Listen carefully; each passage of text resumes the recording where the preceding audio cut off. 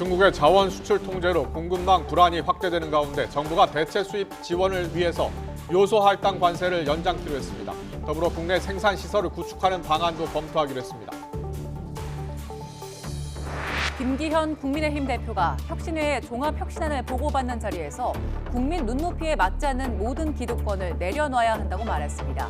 거취에 변화가 있을지 관심입니다.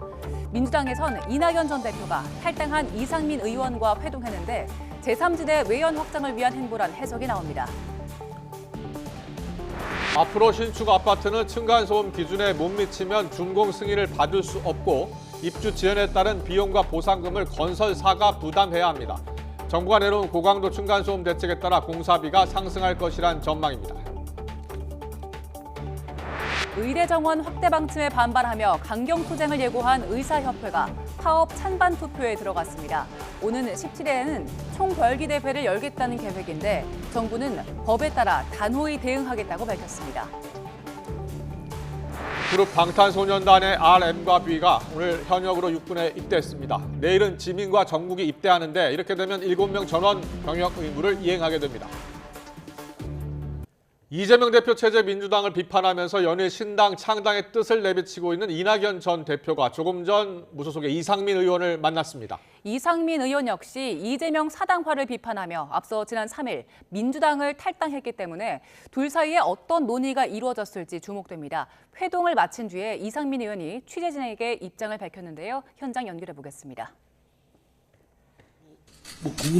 말씀 나눈 거는 아마 어떤 대화를 했냐라면은 우리 한국 정치에 두루두루 어떤 지금 일그러진 그런 상황들, 그런 걱정하는 거에 대해서 저도 그동안 했던 말씀, 또 이낙연 대표께서도 그동안 했던 우려, 걱정 이런 것들을 하고 도저히 그냥 지나칠 수 없다. 그래서 이낙연 대표는 그런 소명감을 갖고 힘들지만 하여튼 한국 정치를 바로잡는데 역할을 하시겠다 이런 말씀을 했어요. 주로 이런저런 했고 또 궁금하신 신당 말씀은 그렇게 자세히 안 했습니다. 그런 얘기 속에 다 신당을 구체적으로 얘기한 건 없고 제가 오히려 어떤 이낙연 대표께서 좀 상황이 여러 가지 있고 하지만 또 많은 그 뜻을 같이 하는 훌륭한 분들을 이렇게 모아서 세력화하는 것이 필요하니까 지금의 그 더불어민주당은 그 이재명 사당이 개딸당으로 변질됐기 때문에 그 이제는 그 당의 미련을 갖고 어떻게 뜯어고치려고 해봤자 부질없는 짓이다. 이제는 진짜 민주주의와 인권의 가치를 근본으로 여기고 그를 실현하고자 하는 본래의 민주당을 재건해야 된다. 이런 말씀을 제가 드렸어요. 그런 점에 이낙연 대표께서도 공감을 하셨습니다. 그래서 제 생각은 앞으로의 그 어떤 정치 세력을 규합하는 데 있어서는 민주주의와 인권의 가치를 최상의 가치로 여기고 그 실현을 위해 해왔던 본래의 민주당을 재건하는 데에 해야 될 것이다. 할 것이다. 라고 전망이 됩니다. 의원님, KBS 전현우라고 하는데요. 예, 아까 전화 통화해 주셨죠. 네. 예. 그럼 지금 말씀하신 거 보면 같이 신당을 창당한다는 네, 이낙연 전 대표 최근 이재명 체제를 거듭 비판하고 있고 사당화를 우려하면서 신당 창당 가능성을 거듭 이야기하고 있는데요. 얼마 전에 민주당을 탈당했었죠. 오선에 이상민 의원과 만나서 신당 얘기했을 가능성이 있지 않을까 관심이었는데 일단 신당 이야기는 하지 않은 것으로 전해지고 있습니다. 예, 그러면서도 뜻이 같은 정치 세력을 규합하는데 민주주의와 인권 가치를 실현하기 위해서 노력하겠다고 밝혔습니다. 네, 좀 더 자세한 소식은 이어지는 더정치 시간에 풀어드리겠습니다. 다음 소식입니다. 앞으로 아파트의 층간소음이 기준에 미치지 못할 때는 시공업체가 보완 시공을 해야 하며 이행하지 않을 때는 준공 승인을 받지 못하게 됩니다. 기존 주택은 방음 보강 지원을 융자와 재정 보조를 병행하도록 전환하고 LH 공공주택의 경우 바닥을 기존보다 4cm 더 두껍게 하기로 했습니다. 취재 기자 연결합니다. 이승윤 기자. 네, 경제부입니다. 네, 정부가 발표한 층간소음 대책이요. 주요 내용이 신축 아파트가 기준을 충족하지 못하면 준공 승인을 받지 못하게 된다는 거죠? 네, 그렇습니다. 지금까지는 공동주택 건설 때 이 소음 기준을 충족하지 못하더라도 보안 시공이나 손해배상 등 보안 조치가 의무가 아닌 권고사항에 불과했습니다. 국토교통부 원희룡 장관은 앞으로 건설사가 소음 기준을 충족할 때까지 보안 시공을 하도록 의무화하고 기준을 충족할 때만 준공을 승인하는 내용의 층간소음 해소 방안을 발표했습니다. 준공 승인이란 이 시군구청이 아파트 공사가 끝났다는 걸 승인하는 최종 행정 절차입니다.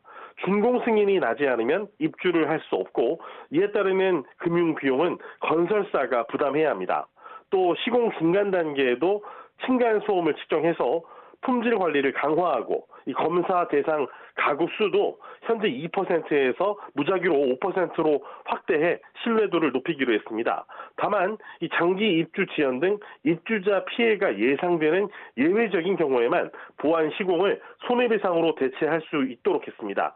또 이런 경우에도 손해배상 시 이 검사 결과를 모든 국민에게 공개해서 임차인과 장래 매수인의 피해를 예방한다는 계획입니다. 기존 주택에 대해서는 현재 진행 중인 방음 매트와 바닥 방음 공사 지원을 융자뿐만 아니라 재정 보조와 병행하도록 전환합니다.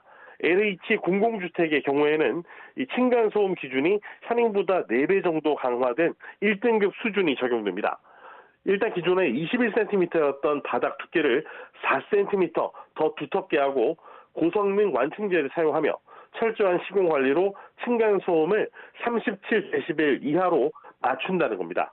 이를 위해 내년 시범단지부터 1등급 수준을 선제적으로 적용하고 시험시설 건립 등 기술 검증을 거쳐 민간에 확산할 수 있도록 지원하기로 했습니다. 층간소음 대책 강화에 따라 건설사들의 공사비는 어쩔 수 없이 상승할 것으로 전망됩니다. 원 장관은 기준을 지키는 건설사라면 추가 경제적 부담은 없을 것이라며 층간소음 차단 기술이 공동주택 가치를 결정할 것이라고 강조했습니다.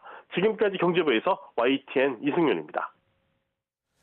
중국의 수출 통제, 통관 제한으로 불안감이 커졌던 요소 공급 안정을 위해서 정부가 대책을 추진하기로 했습니다. 제3국을 통해 물량을 확보하면서 현재는 판매와 가격 동향도 안정적이라고 강조했는데요. 추경호 부총리의 오늘 아침 회의 발언 들어보겠습니다. 요소의 경우 중국의 통관 불허 직후 주유소 판매 물량이 평소보다 증가했으나 지난주 후반 이후 증가세가 둔화되고 있고 판매 가격도 큰 폭의 변화 없이 대체로 안정적인 상황을 보이고 있습니다.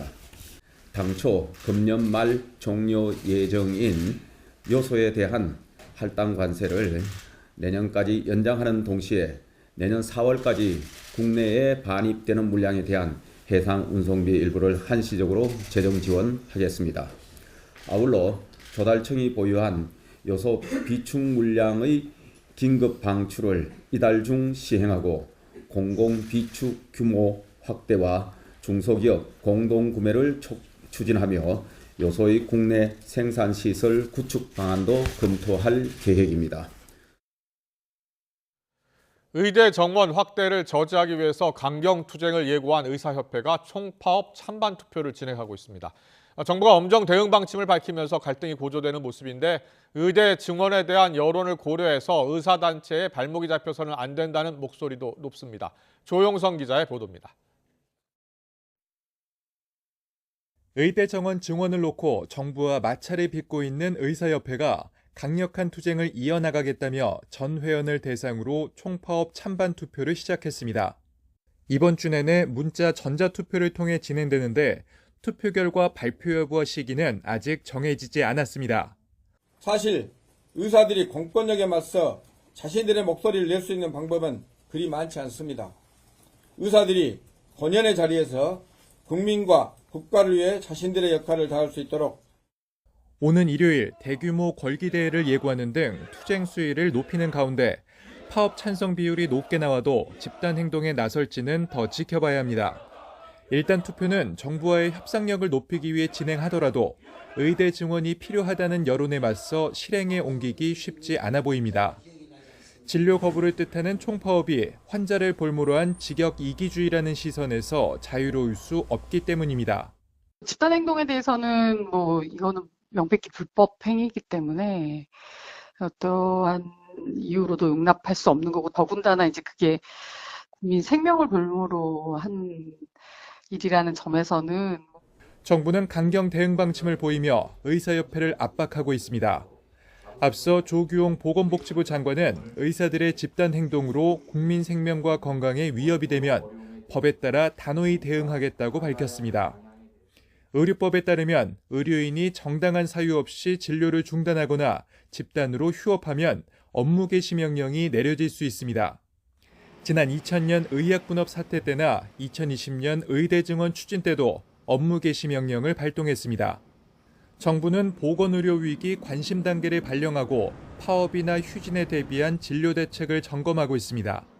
YTN 조용성입니다. 결혼 1년에서 5년차 신혼부부가 100만 쌍 문턱까지 줄어든 가운데 초혼 신혼부부 중 자녀가 없는 비중은 역대 최대 규모로 늘었습니다. 통계청이 발표한 지난해 신혼부부 통계에 따르면 신혼부부는 2021년 110만 1000쌍에서 지난해 103만 2000쌍으로 6만 9천 쌍이 감소했습니다. 초혼 신혼부부를 기준으로 지난해 자녀가 없는 부부는 46.4%로 전년보다 0.6%포인트 증가하며 2015년 통계 작성 이후 최고치를 기록했습니다. 그룹 방탄소년단의 RM과 B가 오늘 나란히 현역으로 육군에 입대했습니다. RM과 B는 오늘 오후 1시 20분쯤 검은색 승합차를 타고 충남 논산시 육군훈련소에 입소했습니다. 안전사고나 인파로 인한 혼잡을 우려해 부대 앞 송별 행사나 공식 인사는 없었습니다. RM은 어제 팬덤 플랫폼 위버스를 통해 잠시 동안 안녕이라며 낯설고 새로운 영감과 배움의 시기가 될 거라고 믿는다며 소감을 전했습니다. YTN 김영수입니다.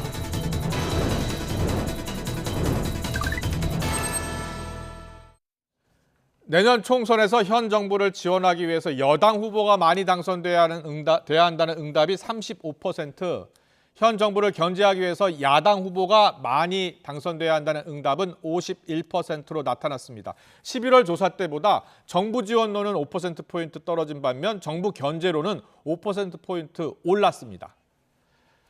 지역별로 보면 대구, 경북을 제외하고 전 지역에서 정부 견제론이 앞서고 있는 상황입니다. 부산과 울산, 경남 지역에서도 정부 견제론이 8%포인트 더 높았습니다.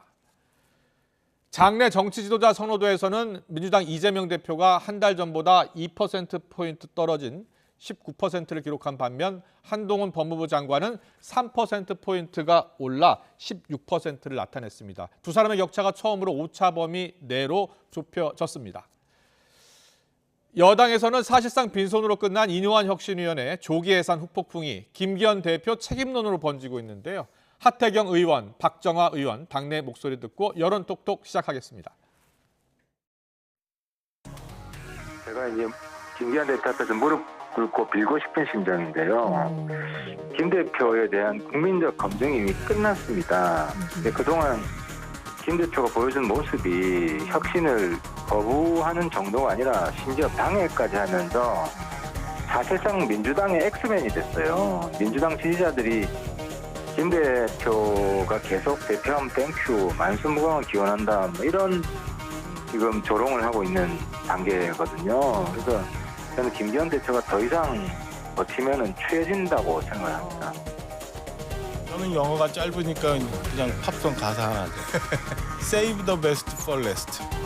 그러니까 뭔가가 굉장히 충격적인 요법이 들어가고 하면 그게 효과가 오래 가야 되는 거잖아요. 그리고 유권자들 이제 우리 4월 10일 날 선거니까 그 뇌리에 남아 있어야 되는 거 아니에요. 당이 변하고 희생하고 누군가가 헌신하고 이런 것들이 잔상으로 남아서 4월 10일 날 투표에 가게 영향을 미쳐야 되는데 글쎄 지금 하면 우리 같은 정치 환경에서 저는 그런 결단과 그런 뉴스들이 며칠 동안 유통이 될까라는 기술적인 생각. 매주 월요일마다 여론조사에 나타난 진짜 민심 읽어보는 여론톡톡 시간입니다. 오늘도 김영준 배재대 석좌교수, 배종찬 인사이트K 연구소장 나와 계십니다. 어서 오십시오. 안녕하세요. 안녕하세요. 안녕하십니까? 네, 한국 갤럽 여론조사 내년 총선 결과에 대한 기대치를 묻는 여론조사였는데요. 앞서 제가 설명을 좀 드렸었는데 내년 총선에서 현 정부를 지원하기 위해서 여당 후보 많이 당선돼야 한다는 응답이 35%. 그런데 5%포인트 떨어진 거예요. 그렇습니다. 네, 야당 후보를 지원해야 한다라는 응답은 5%포인트 올라서 51%가 됐습니다. 격차가 16%포인트로 벌어진 겁니다. 왜 이런 현상이 나타났다고 보세요? 뭐 가장 대표적인 거는 이제 국정 운영과 관련된 대통령 국정 지도와 밀접한 관련이 있는 것 같아요. 대통령 국정 지도가 뭐 40% 50% 되면은 저런 조사 결과 나오지 않잖아요. 국정 운영 전반에 대한 실망감, 그리고 더 나아가서 뭐 인사 문제를 둘러싼 잡음, 제일 큰 거는 이제 경제 정책과 관련돼서 국민이 체감할 수 있는 나름대로의 그 정책이 나타나고 있지 않다라고 하는 대한 부분들, 이런 것들이 이제 총체적으로 서로 연결돼서 나온 부분이 아닌가라는 생각을 좀 하게 되고요. 이제 2020년 총선 때요. 그때는 2020년 1월 7일 날로 내가 기억이 나는데 그때 비슷한 조사를 했어요. 한국갤럽이 항상 조사를 합니다. 똑같은 문항을 가지고. 그렇군요. 그때는 정부 지원론이 약 10%포인트 앞섰었어요. 근데 지금 이제 거꾸로 정부 견제론이 그때 이제 10%포인트 앞서면서 4월 총선에서 코로나 팬데믹이라는 돌발 변수랑 겹치면서 압승을 했는데 민주당이 180석까지 180석까지 갔었죠. 지금은 이제 보면은 저기 보시면은요. 요 앞부분을 보면 3월 달까지는 44대 41이 비슷했었어요. 이건 이제 그 8월서부터 쭉 보여주는 건데요. 근데 4월서부터 이게 계속해서 유지가 되고 있다가 특히 이제 올 12월에는 저게 격차가 6%에서 16%포인트로 벌려졌으니까 상당히 지금 현 정부로서는 아주 곤혹스러울 뿐만 아니라 위기다라는 말씀을 좀 드리고 싶습니다. 그렇군요. 이거 상당히 심각합니다. 왜 그러냐면 방금 전에 김영준 교수께서 이전 총선에서도 한국갤럽에서 이런 조사를 했었고 또 지금은 어떻다라는 말씀이신데 중요한 건 직전 조사와의 차이예요. 직전에는 바짝 좁혀졌습니다. 왜냐하면 서울시 강서구청장 보궐선거가 10월 초에 있었죠. 그 이후에 이대로는 안 돼. 대통령도 변할 거야. 혁신이도 출범을 했어. 이게 됐단 말이에요. 그러니까 위기감이 잔뜩 들어가 있었는데 11월 초 이후에는 뭔가 이게 느슨해졌습니다. 그러니까 이른바 중도층이나 무당층이나 수도권이나 내년 선거를 수도권 선거라고 그러죠. 지금 보시면은 직전 조사하고 비교하는 막대 그래프가 나와 있습니다. 그런데 이게 왜 벌어졌을까? 상당히 변할 거야 하고 기대를 가졌는데 무변이죠. 변화가 안 생기니까 혁신이도 용두사미가 돼버리고 대통령도 절박하게 변할 거야 이렇게 했는데 뭔가 가시적인 게 뭐가 변했지? 대통령의 지지율은 안 올라가는데 왜 그러지? 그러니까 이런 것 자체가 결국에는 가졌던 기대감이 가시화되지 못하다 보니까 이게 구체화되지 못하다 보니까 그에 따른 실망감이 더 벌어지는 결과로 나타났다고 봐야 되겠죠. 근데 실제로 보면요, 벌어졌잖아요. 벌어진 거를 심층적으로 분석을 해보면은 지역별로도 좀 볼까요? 지역보다도요. 저는 이제 관심 있게 봤던 거는 보수층, 내가 보수라고 하는 쪽에서 11% 포인트가 야당이 더 당선돼야 된다고 얘기를 했어요. 그랬어요? 그러니까 국민의힘에서는 11, 보수에 22%. 엄청 큰 거죠.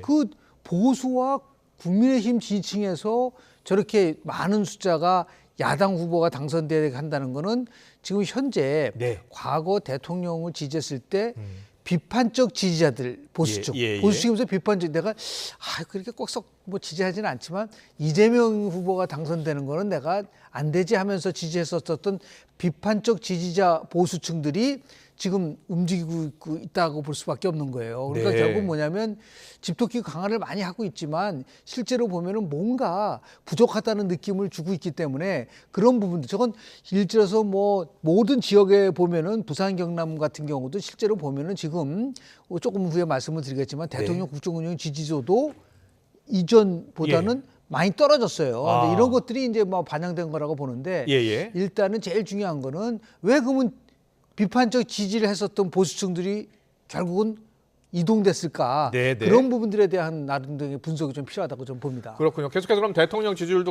볼까요? 윤석열 대통령 지지율 보겠습니다. 리얼미터 조사, 갤럽 조사 다 한꺼번에 보겠습니다. 대통령 직무수행 평가는요. 32, 32. 갤럽 조사는 지난 11월 다섯째 주 조사와 똑같고요. 리얼미터 조사는 37.6에서 37.4, 0.2%포인트 떨어진 것으로 나타났습니다. 다 오차범위 내긴 한데요. 자, 근데 앞서 이제 총선 구도 우리가 이 여론 톡톡 시간을 통해서 이제 우리가 심층 분석을 하는 겁니다. 자, 지역별로 바로 보여주세요. 왜 네, 지역별로도 계속 지금 보겠습니다. 상황이 아주 심각할 수밖에 없냐면 결과적으로는 이뉴한 혁신위원장이 요구했던 것은 사실상 이제 혁신위원회의 기능이 이제 일단락됐지만 계속했었던 것이 당을 위해서 여론을 끌어들이기 위해서 영남이 움직여야 된다는 말씀. 자, 보시면은 서울도 그렇지만 인천, 경기가 대통령의 긍정평가가 34.6밖에 안 됩니다. 그런데 더 우리가 주목하는 것은 부산입니다. 부산, 울산, 경남이 대통령이 얼마나 공을 들였습니까? 물론 엑스포 유치 불발은 뭐 어디가 노력하다가 또 유치하려고 했지만 안 될 수도 있는 겁니다. 그리고 또 윤석열 대통령이 부산 민심을 다독거리기 위해서 재벌 총수들을 대동하고서 또 부산을 방문했습니다. 이것도 사실은 부산 시민들을 상당히 배려하고 또 부산 민심을 다독거리기 위한 것인데 정작 취지로 보시면 부산, 울산, 경남에서 갤럽 조사 더 내려갔어요. 그죠? 네. 42.9%. 이거는 리얼미터 조사인가요? 리얼미터입니다. 네. 리얼미터에서 42.9. 그다음에 부정평가는 54.1이거든요. 그러니까 무슨 말씀이냐면 정작 대통령이 내려가서 민심을 다독거리기 위한 노력 깡통시장이었나요? 그런 부분에 대해서는 분명히 민심, 부산 여론도 주목을 합니다. 그런데 더 중요한 것은 봐라 내려놔라고 그랬지 않냐. 이뉴한 혁신위원장이 그렇게 선당 후사를 위해서 이야기했던 그 부분이 왜 안 받아들여지느냐. 이게 지금 지역별 여론에 더 많이 묻어나고 있다고 봐야 되겠죠. 그렇군요. 교수님은 어떻게 보셨어요? 저는 갤럽 조사 잠깐만 보여주시면 갤럽으로 좋겠는데요. 우리가 이제 저 조사는 통상 이제 전주와를 비교하는 거로만 나와 있지만 오늘 제가 말씀드린 거는 왜 그러면 이렇게 30대에 초반으로 고착화되고 있느냐라는 부분들에 대해서 말씀을 좀 드리면요. 전체 지금 대통령 국정조사 30일 흐름표보다도 어떤 계층에서 전혀 변화가 없는 고착화 현상이 나오고 있는 거예요. 그거를 우리가 이제 지난번에 이어서 한국갤럽은 이번 주 32%잖아요. 그런데 대통령 국정원지에서 긍정평가라고 하는데 20%대가 계속 나오는 지층이 있습니다. 그게 5개 계층이에요. 그러니까 인천, 경기 같은 경우는 지난주 27이었는데 지금 26이었었어요. 20대가 16에서 21, 16. 그 30대가 21에서 26, 중도가 23에서 22, 무당층이 15에서 17, 그리고 자영업자는 28, 28 똑같습니다. 그러니까 6개 계층에서 예를 들어서 뭐 지금 얘기한 호남, 민주당, 뭐 빼놓고 나머지 움직일 수 있는 제가 말한 이 6개 계층에서 여전히 20%대에 머무르고 있다는 겁니다. 그러니까 예를 들어서 지금 뭐 20대, 30대 같은 경우는 소폭 올랐어요. 16에서 21, 21에서 26. 다 각각 5%포인트 올랐지. 저게 의미가 없다 이게. 왜냐하면 20% 늪에 빠져 있다. 그러니까 이거를 극복시키지 못하고 하면은 30%, 40% 점프를 못하고 있기 때문에 인천, 경기 20대, 30대 중도, 무당층, 자영업 이 6개 계층에 있어서의 나름대로의 변화를 유도할 수 있는 정말 담대한 것들을 주지 않으면 제가 볼 때 다음 주 조사도 저는 거의 비슷할 거라고 좀 봐요. 그렇군요. 왜냐하면 지금 우리 계속해서 몇 달을 보는데도 변함이 없잖아요. 그렇다면은 어떤 대책을 내놔야 된다고 보세요? 가장 저는 민생의 문제라든지 인사라의 문제라든지 여러 가지 국민들이 생각할 수 있는 부분 속에서 지금 혁신에 대한 문제라 이런 것들이 전혀 없기 때문에 큰 변화가 없는데 지금 제가 말하는 그 6대 계층에서의 변화가 올 수 있을까요? 그런 의미에서 볼 때 좀 더 과감하게 뭔가 국민들에게 다가설 수 있는 정책적 사항이면 좋고 인사 문제도 그렇고 더 나가서 야당과의 협치 문제도 그렇고 이런 것들이 다 지금 차단돼 있기 때문에 이런 부분들이 계속해서 반복적으로 나오고 있는 게 아닌가라는 생각을 하게 됩니다. 그렇다면 이뉴한 혁신에 대한 평가는 어떻게 보세요? 이뉴한 혁신에 대한 평가, 뭐 이뉴한 위원장은 50% 성공이라고 이야기했습니다만 빈손이었다라는 평가도 적지 않잖아요. 거기에다가 윤석열 대통령이 과연 이뉴한 위원장한테 힘을 실어줬느냐, 김기현 대표한테 힘을 실어줬느냐도 논란이에요. 사실상 해석하기로는 지금의 이 정치 국면을 보면 윤석열 대통령이 윤심이 우리 김기현 대표의 손을 들어줬다 그렇게 이렇게 보시는군요. 예. 볼 수밖에 없는 거죠. 예. 왜냐하면 국민 여론이 그랬습니다. 국민 여론은 국민의힘 지지층에서도 이뇨한 혁신위원장에 대한 평가 또 이런 혁신에 대해서도 이게 받아들여져야 된다. 물론 이제 뭐 타이밍이다, 시기상조다. 지금 박정아 의원 대변인은 그런 이야기를 합니다.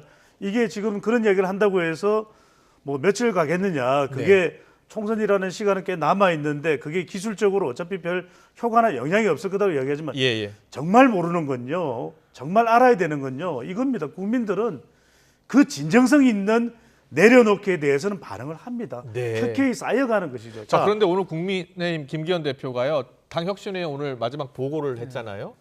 6개 안건을 보고를 했는데 거기 그 보고를 바꿔서 이렇게 이야기했답니다. 혁신안 질서 있게 추진하겠다. 기득권을 내려놓겠다라고 했는데 특별히 자신의 그 거취에 대해서는 언급이 없었어요. 어떻게 보셨어요? 그렇죠. 바로 그런 부분들이 지금 여론 국면의 전환이 안 되고 있는 것이라고 볼 수 있는 것이고 왜냐하면 총선 구도나 우리가 매주 월요일 소개해드리는 한국갤럽이나 리얼미터 조사를 보면 대통령 지지율도 그렇고 정당 지지율도 반전이 안 되네. 짧게 하나만 제가 짚고 넘어갈게요. 네, 말씀하세요. 그 조금 전에 그 갤럽 조사의 연령대를 대통령 지지율 연령대를 좀 다시 한 번만 더 보여주시면 좋겠는데 우리가 이 데이터를 계속 활용을 해야 되니까 제가 계속해서 주목하는 것은 뭐냐면 50대입니다. 결국은 보시면 50대의 대통령 지지율이 23%밖에 안 돼요. 40대하고 별 차이가 없습니다. 40대는 민주당 지지 성향이 강했다면 50대는 그래도 지난 대선에서 이 정도는 아니었거든요. 이재명 당시 후보하고 윤석열 대통령이 거의 비등할 정도였습니다. 거의 팽팽할 정도였는데 지금 보면은 부정평가가 저렇게 69% 정도 나온다면 이거 굉장한 적신호가 켜진 것이거든요. 다른 건 몰라도 투표율이 매우 높은 50대를 확보하지 못하면 내년 총선이 상당히 어려울 수밖에 없어요. 수도권도 수도권이지만 50대 확보 전략을 어떻게 할지 여기에 대한 대안을 국민의힘 내부에서 꺼내놔야 돼요. 그렇군요. 김기현 대표가 혁신하는 질서 있게 추진하겠다. 그리고 기득권 내려놓겠다라고 관련해서요. 당장 그만둬야 한다라는 당 내부의 의견도 있고 또 박정아 수석 대변인은 내년 4월 총선까지 좀 더 기다려봐야 한다라는 의견도 있어요. 대한민국 정당에 대한 역사를 조금만 보면은 다 예고된 거예요. 그래요? 선거가 패배하면은 그다음에 혁신위가 만들어지고 나중에 비대위로 가잖아요. 그 뭐 2015년도는 안 그랬나요? 새정치민주연합의 2월 달에 민재인 대표가 됐는데 여야가 다 그랬죠. 4월 달에 총선을 쳤는데 4군데 다 졌어요, 그 당시에. 그래서 할 수 없이 김상곤 혁신위가 뜨고 그다음에 어떻게 했죠? 비대위가 들어갔지 않습니까? 거의 비슷해요. 2011년도잖아요. 당시에 서울시장 재보궐선거에서 졌잖아요. 나경원이. 어떻게 했죠? 홍준표 대표가 디도스 사건 때 물러났잖아요. 근데 누가 떴죠? 비대위원장이 떴잖아요. 그러니까 이런 순수를 거칠 수밖에 없고 제가 한번 이 프로에서 말씀을 드렸지만은 혁신의 이미지를 갖게 하는 거는 굉장히 기여를 했지만 이뇨한 혁신위원장이 전략과 시점과 그리고 명분에서 실패했다는 얘기를 하지 않습니까? 지금 당대표가 물러나고 중진이 물러난 거는요. 혁신위의 권한이 아닙니다. 지금 줘봤자 임팩트가 없어요. 오히려 공천관리위원장이 뭐 그냥 단호하게 아웃시키면 되는 거지. 그걸 마치 뭐 구걸하듯이 뭐 나와라, 불출마해라, 험지 나가라. 이 면에서 전략적 실패를 할 수밖에 없는 것이고 또 하나는 뭐냐면 본질적인 건 안 건드린 거잖아요. 당이 국민들은 지금 뭐 당 험지에 나가냐 그런 문제가 아니라 대한민국의 정치의 가장 큰 문제는 뒤틀리고 왜곡되고 비대화된 중앙당 조직을 바꾸라고 하고 당대표가 모든 권한을 갖고 있는 걸 바꾸라 한마디도 안 나오잖아요. 그저 그냥 뭐 공천 얘기만 하다가 끝난 거야. 이게 무슨 혁신이냐. 혁신의 본질을 건드리지 못했기 때문에 저는 뭐 50%를 성공했다고 얘기를 하고 있지만 제가 볼 때는 너무 그런 시점 면에서 실패한 부분도 분명히 있지만 그래서 제가 볼 때 질서 있는 혁신 안으로 나갈 수밖에 없을 것이다. 그렇군요. 공천관리위원장이 딱 전권을 가지고 그때는 그냥 뭐 25% 컷오프 아니면 뭐 윤핵관 컷오프 이런 식으로 갈 수밖에 없을 것이다라고 보는 거죠. 그동안 국민의힘 지도부가 한 이야기가 바로 저 얘기였어요. 그러니까 우물에서 숭늉 찾는 격이다. 그 당 지도부가 할 수 없는 것이고 공천관리위원회에서 하는 것이다. 좀 더 시간을 달라, 기다려달라고 한 거잖아요. 그렇게 보세요? 이런 말씀 드릴게요. 그러면은 강서구청장 보궐선거 전에는 왜 혁신 쇄신 못했죠? 더 선제적으로 그때 하면은 타이밍이 더 좋았던 거 아닙니까? 강서구청장 보궐선거에서 지지 않을 수도 있었던 거잖아요. 다 해라고 할 때는 안 하다가 늦게서야 마지못해 하는 식이 되면 그게 여론이 반응할까요? 자, 그렇다면 지금은 혁신해야 할 타이밍인지 동의하기 어렵다는 박정화 대변인의 주장은 반대하시는 거예요? 틀리다. 지금 안 하겠다는 거겠죠. 이렇게 보시면 예. 될 것 같아요. 왜냐하면 역대 비대위가 만들어질 때 비대위가 성공적이었던 적이 있습니까? 예. 그러니까 마지못해 몰리다가 나중에 이제 하게 되는 것이 그런 비대위였고 결과적으로는 비대위가 성공한 사례를 많이 찾을 수 없는데 예. 가장 절박했던 것이 2011년에 새누리당 비대위였거든요. 그때는 예. 절박했어요. 다 바꾸겠다. 그래서 말 그대로 그때 비대위원들의 몇 명까지도 파격적이다 보니까 그것이 먹혔던 것인데 지금도 그렇지 않습니까? 지금 대통령 지지율 50% 이상 60% 이상 올리면 그게 잘못된 겁니까? 지금 오히려 빨리 대통령 지지율을 선제적으로 올릴 수 있는 그런 파격과 쇄신을 통해서 아예 압도적으로 지도에 나가면 그게 오히려 더 여론에는 더 효과적으로 작동되는 거 아닐까요? 지금 우리가 얘기하는 것 중에서 네. 이 부분 속에서 좀 정확하게 좀 주목을 해야 될 부분. 그렇다고 한다면 이렇게 혁신을 거부하고 한다면은 국민의힘 지지도는 추락해야 돼요. 예. 그런데 실은 왜 반대 현상이 나타나냐는 거죠. 그러니까 정당 지지도 지금 잠깐 정당 지지도 보여주실래요? 리얼미터 지지도를 보면요. 지금 이것도 참 희한한 게 네. 지금 4.0% 포인트가 높아졌거든요. 예. 아니 보면 37.9대 43.7인데 예. 이게 굉장히 좁혀들었었어요. 네. 그리고 더 나아가지고는 갤럽 조사에서도 마찬가지예요. 국민의힘 지지도가 2.0% 높아지고 그렇네요. 민주당은 1.0% 떨어졌단 말이에요. 예. 그럼 이 부분이 갖고 있는 부분은 뭐냐면 우리가 얘기하는 것만큼 혁신과 관련돼서 예. 인요한 혁신위가 추구하는 부분들에 대한 것이 안 들어준 것에 대해서 무조건 부정적은 아니다. 오히려 저는 거꾸로 보는 겁니다. 예. 민주당이 더 위기일 수 있다. 왜냐하면 지금 정부 견제론이 51%인데 한국 갤럽 왜 그럼 민주당 지지율 33%밖에 안 나오는 거죠? 이 17%의 갭이 나오는 것은 민주당이 이거를 끌고 갈 수 있는 정말 대한정당이냐라는 것에 대해서 국민들은 여전히 의문점을 갖고 있다. 사법 리스크, 그 더 나아가서 최측근이라고 하는 사람이 구속되고 형을 받고 그 안에 막말이 막 난무하고 있는 이 민주당의 상태가 더 지금 보면 심각할 부분이 있을 수 있기 때문에 저는 두 정당이 결국 막판에는 비대위 싸움으로 갈 거라고 저는 봅니다. 그렇군요. 살기 위해서는 간다. 그런 점을 보고 계시는군요. 갤럽 조사인데 같은 조사인데 더불어민주당 지지도 33%인데 야당 후보를 밀어줘야 한다라고 나온 조사는 51%. 그렇습니다. 그 차이가 있다. 왜 그러면 그런 갭이 나오느냐에 대한 부분들은 뭐냐면 여전히 민주당도 대한정당으로서 심판을 할 수 있는 나름대로의 준비가 덜 돼 있다는 걸 함축하고 있기 때문에 이 부분을 치고 들어가는 게 지금 이제 이낙연 전 대표라든지 지금 그런 거군요. 이준석 신당을 꾸미는 사람이라든지 이런 부분에 대한 것들을 절대로 간과해서는 안 된다. 알겠습니다. 말씀을 드립니다. 자, 그럼 계속해서 민주당 이야기 해볼까요? 이낙연 전 대표 어제도 또 신당 창당 관련 발언을 했었고 김민석 민주당 의원은 오늘 아주 쓴소리를 내놨습니다. 듣고서 오겠습니다. 문제의식과 충정을 공감하고 있습니다. 구체적으로 어떤 논의가 이루어지는지는 제가 알지 못합니다. 신당 창당 준비가 본격화됐다는 얘기들이 많은데 좀 어떻게 진행되나요? 예, 그런 일은 언론이 관심 갖지 못할 정도의 실무적인 세세한 일들이 굉장히 많은 법입니다. 보통 우리가 오리가 호수 위를 다닐 때는 물 위에 떠 있는 것만 보는데 물 밑에서 수많은 일들이 있는 겁니다. 그 일을 준비를 해야죠, 누군가는. 그 결단의 마지노선이라 늦지 않게. 네. 결론부터 얘기하면 대한민국에서 전두환 노태우 시절의 민한당 이후에 안철수 손학규로 이어졌던 일종의 정통야당과 다른 사쿠라 노선인데 성공한 적이 없습니다. 그러니까 이번에 저는 보면서 사실은 원칙과 상식이라고 이름되어 있는 그 네 분보다 이낙연 대표의 최근 신당론이 100배 더 문제라고 봅니다. 그걸 낙석연대라고 안 하고 낙준연대라고 하나 보죠. 제가 볼 때는 낙석연대 같은. 낙석연대 또 사쿠라 노선. 그러면 제가 김민석 의원한테 한번 물어보고 싶어요. 1995년 7월 달에 당시 정계 은퇴를 했었던 김대중 대통령이 기존 야당을 깨고 새정치 국민회를 만들었어요. 65명의 의원이 따라갔습니다. 그걸 어떻게 평가할 거예요? 그것도 사쿠라라고 얘기할 수 있나요? 예. 그때는 박수 쳤을 거예요. 그래서 2000년대 자기는 김대중 대통령이 만든 새천년 미당에 들어가서 빠지를 달았으니까. 예. 중요한 거는 뭐냐면 왜 이런 현상이 나왔냐에 대한 얘기를 해야지. 예. 그것도 386의 대표 주자라고 하는 김민석 의원이 저렇게 사쿠라 노선을 하면서 갈 수 있을 만큼 지금 민주당이 한가한 거냐. 예. 그런 면에서 더 성찰하고 반성하고 왜 우리 민주당이 5년 만에 정권을 뺏겠냐. 그 얘기를 해야지 지금 이낙연 신당과 관련돼서 저런 논평을 한다는 것은 굉장히 실망스럽다. 예. 말씀 좀 드립니다. 소장님은 네. 이낙연 전 대표하고 이준석 전 대표 연대할 가능성은 어떻게 보세요? 전혀 배제할 수는 없겠죠. 아, 그래요? 전혀 배제할 수는 없을 텐데, 근데 문제는 뭐냐면은 신당을 만드는 데 있어서 두 인물이 이른바 낙석연대라고 이야기를 합니다. 예. 이게 가능해지려면 두 사람을 지지하는 사람들도 유기적으로 결합이 가능해야 됩니다. 그런데 낙석 연대는 여기서 중위법 사용한 거 아니에요?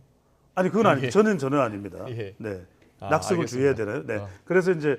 그래서 이 상황에서 이준석 전 대표를 지지하는 사람들은 이낙연 전 대표는 민주당인데 예. 또 이낙연 전 대표를 지지하는 쪽에서는 이준석 전 대표가 국민의힘인데 이런 생각이 강할 수밖에 없거든요. 아. 그렇기 때문에 실제로 두 사람의 이런 논의는 좀 더 몸집을 부풀리기 위한 그런 예. 효과는 있는지 모르겠지만 아. 정작 실질적인 신당으로서의 끈끈한 결집은 쉽지는 않겠죠. 네, 알겠습니다.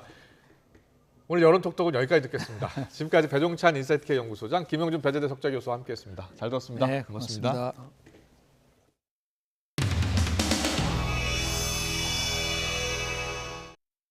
얼마 전에 방송에 얘기했죠. 뭐가 문제입니까? 그 막막해가지고 뭐가 문제입니까? 예.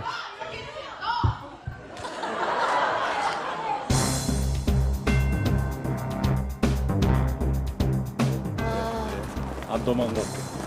되게 간단하게라도 카메라 치우고. 나중에 뭘 또 요구하시나? 도망 안 갔다고 그랬잖아. 이 카메라 좀 치워요. 내가 걸어갈게. 네? 예, 그때 막 조심스러워서 진실 묻히는지 얘기했는데 그래서 만났어. 얘기 들었어. 그래. 이거 그래.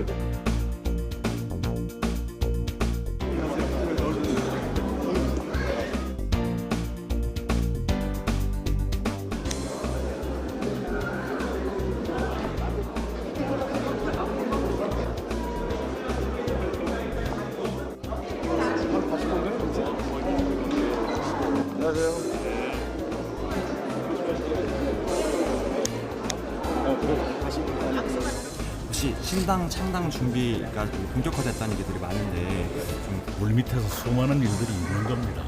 그 일을 준비를 해야죠, 누군가. 네. 그 결단의 마지노선이나 타임라인은 어떻게 생각하고 늦지 않게. 네. 있지 않나요? 지금 옆에서 원칙과 상식 간담회가 열리고 있고 문제의식과 충정을 공감하고 있습니다. 구체적으로 어떤 논의가 이루어지는지는 제가 알지 못합니다.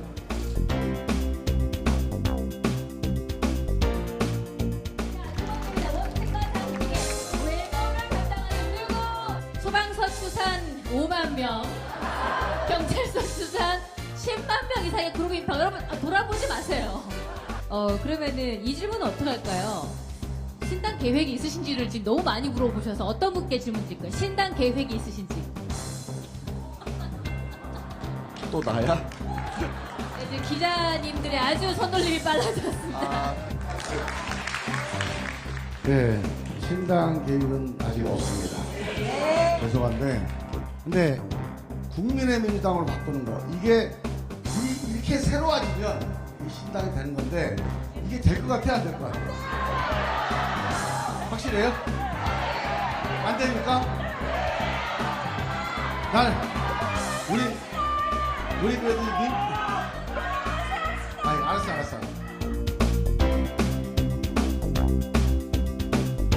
아직은 12월까지는 노력해볼 만하다라는 것을 보시는지. 예, 여기 계신 분들은 모두 다 민주당을 사랑했고 사랑했고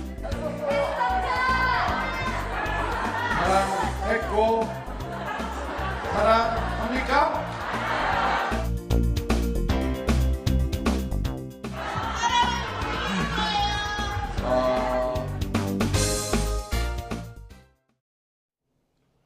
전국에 비바람이 계속되고 있습니다. 특히 지형적인 영향을 받는 동해안과 강원 산간에 많은 비와 눈이 집중되고 있는데요.